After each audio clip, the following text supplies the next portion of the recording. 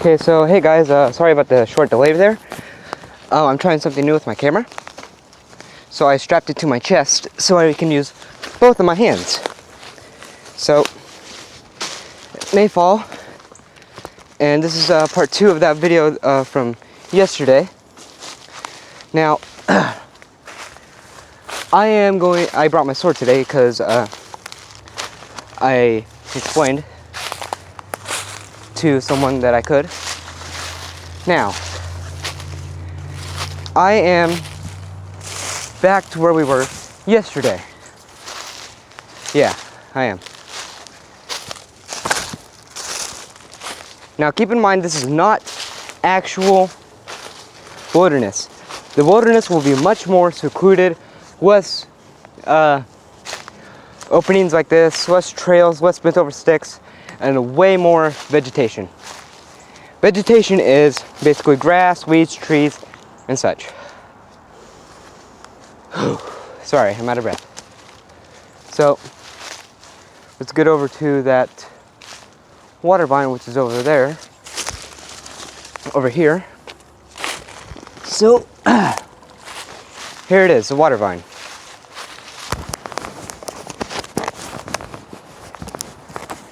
So here it is, the water vine right here, as you guys can see. And as you guys can see, there has been some syrup that has formed. It has no flavor to it and is not harmful to the human body. Now, there's a stream, which of course wherever there's a stream is, there's life. Whereas life, there is either civilization or food. Now, if you are stuck in the wilderness, you have no idea where any food is, or any vegetation, or any water sources unless you have a map. Which if you do, consider yourself lucky. Because not very many people carry maps anymore.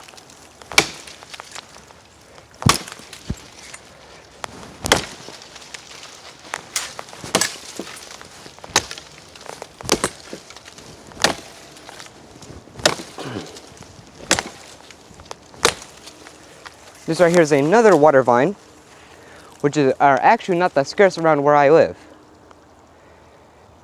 Which this one has been dried up.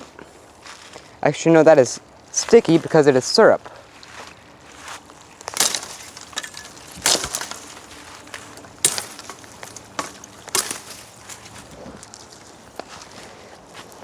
So we will be going under here, and down here I will remove my phone from the strap temporarily. Now, as you can see, there's water. Now I'm going to have to be extra careful here.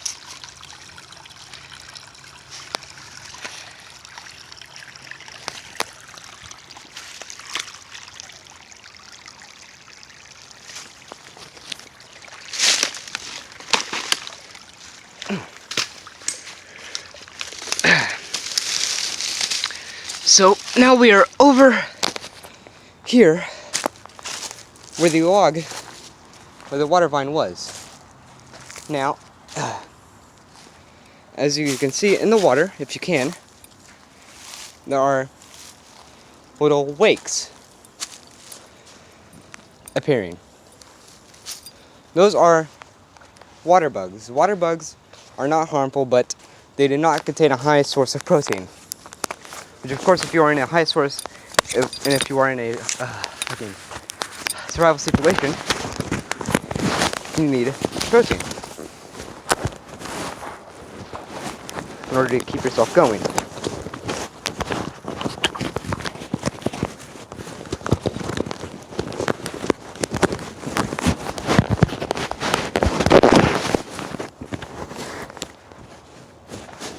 So, I will come back over here, grab my sword, and not bending down because I strapped it to my stomach this time.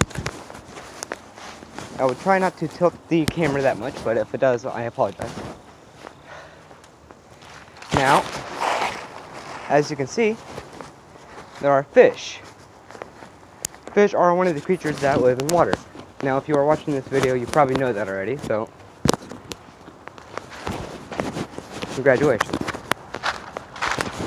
But if you follow water or streams or anything, you eventually will find civilization. And civilization means that there is people or natives to that land, to that area that you are in.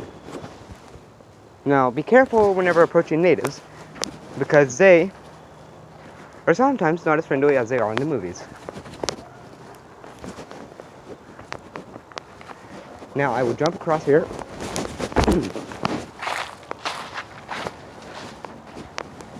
Now, as you can see, it keeps on going, and if you can listen carefully, you will hear a car in the background, which is of course a sign of civilization, but in some places, they do not have motorized vehicles. In that case, you are going to have to be extra vigilant. Now, it may branch off into several different directions,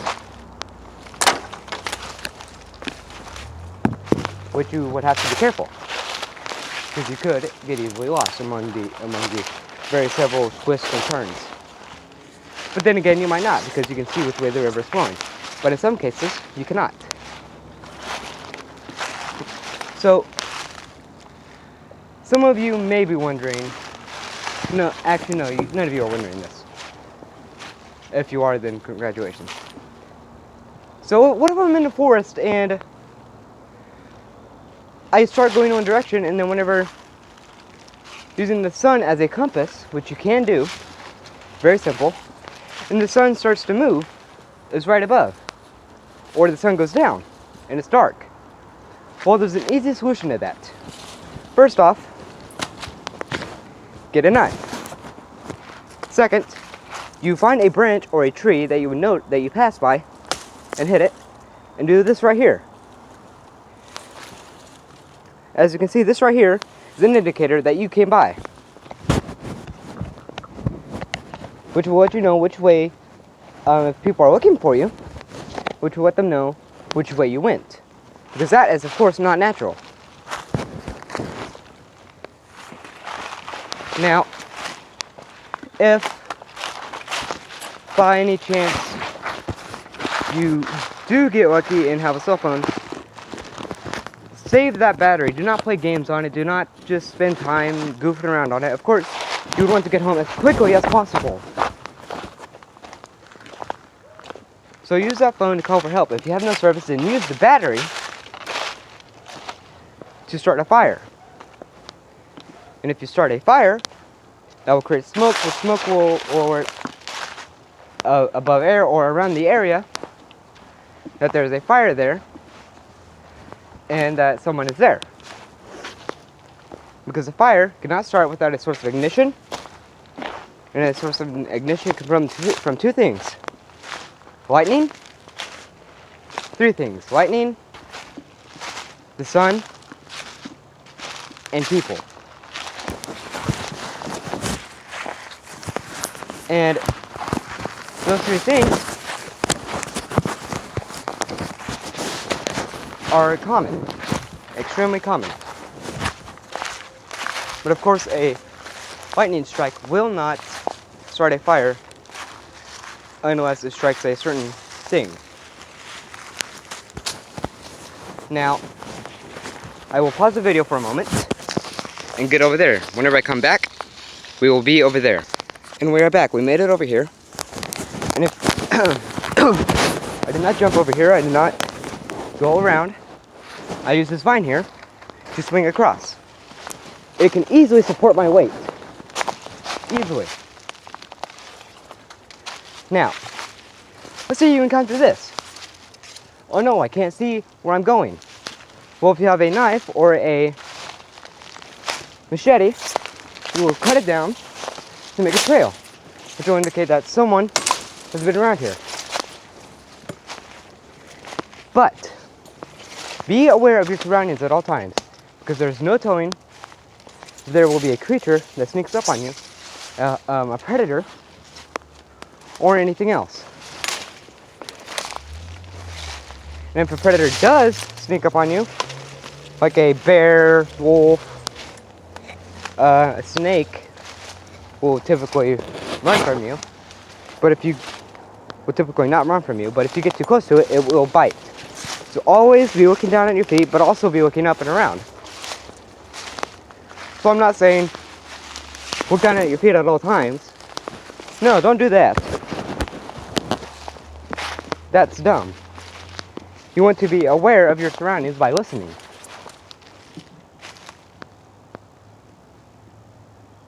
And if you listen, you can hear cars. You can hear a twig snapping, which was me. You can hear me moving.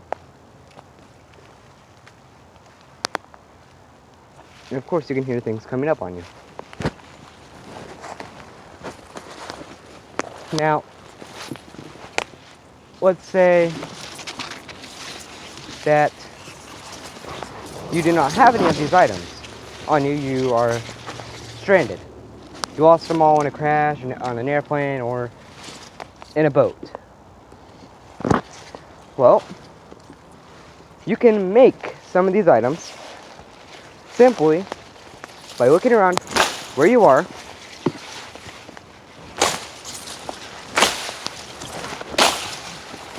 and looking for those items. Not looking for those items, but you can find things that might help you. For example, you can use a string or your shoelaces. If you're wearing shoes with shoelaces, to make string or cordage. Now, if you have cordage, you can use it to tie things. Now, you guys may be wondering, why do I need cordage and why do I need to tie things? Well, if you need to tie things, one of the things that you will be able to tie is a bow drill. A bow drill is basically a stick with a string tied across into the form of a bow. You have a stick and a flat piece of wood or tree to constantly move back and forth, which will cause friction, and of course friction will cause heat, which will eventually make a coal, and a coal will start a fire. So there you have fire. Now also you can use cordage for making traps. There are snare traps. There of course are traps that will alert you if something is coming nearby.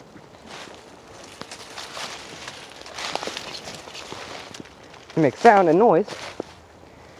So those are the type of traps that you can make. I will not show you right now. I will show you later on. But you can also use cordage to transport things. Now, I know that you're saying, well, why do I need to transport things? Well, let's say that you are in a certain area and you are running out of resources. Well, you need to go to a different area and find those resources. So you need to pack up your things and go. But you can't carry all this stuff with just your two hands. So you tie them up and you carry it on one arm.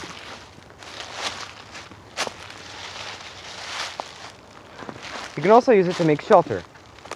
Shelter is one of the key things of survival, along with fire and water and food. Now, along with fire, water, and food, you need shelter, of course, and you use cordage to make a shelter. You can make a lean-to, you can just climb a tree and tie yourself to the tree so you don't fall off. And if you do fall off, that cordage will keep you there so you don't fall. Now, if you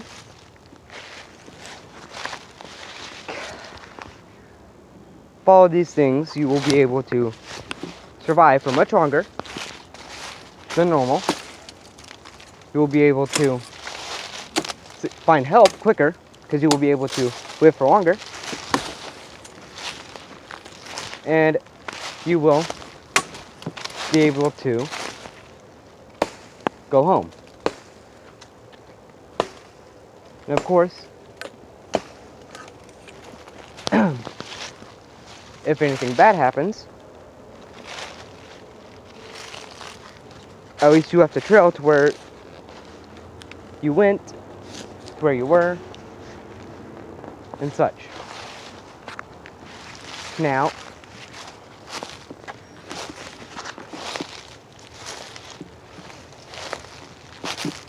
food. Let's say you lost all your food, or you ate all your food on the way to a place on a road trip with your family. All the food's gone. So, what are you going to do now? Panic? No, you do not panic in a life-threatening situation. Never panic. If you panic, that will cause you to lose more energy, make you hungrier and thirstier, which is not good because